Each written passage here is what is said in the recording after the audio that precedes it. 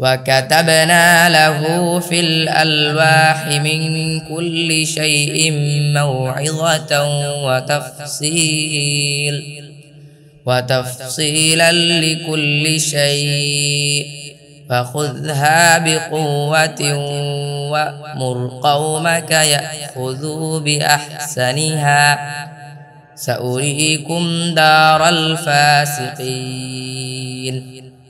145 আর আমি তার জন্য ফলকসমূহে লিখে দিয়েছি প্রত্যেক বিষয়ের উপদেশ এবং প্রত্যেক বিষয়ের বিস্তারিত ব্যাখ্যা। সুতরাং তা শক্ত করে ধর এবং তোমার কমকে নির্দেশ দাও যেন তারা গ্রহণ করে এর উত্তম বিষয়গুলো।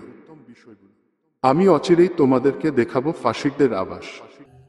سأصرف عن آياتي الذين يتكبرون في الأرض بغير الحق وإن يروا كل آية لا يؤمنوا بها وإن يروا سبيل الرشد لا يتخذوه سبيلا وإن يروا سبيل الغي يتخذوه سبيلا ذلك بأنهم كذبوا بآياتنا وكانوا عنها غافلين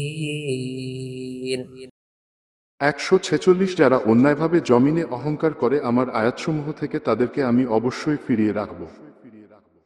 আর তারা সকল আয়াত দেখলেও তাতে ঈমান আনবে না এবং তারা সঠিক পথ দেখলেও তাকে পথ হিসাবে গ্রহণ করবে না। আর তারা ভ্রান্ত পথ দেখলে তা পথ হিসাবে গ্রহণ করবে।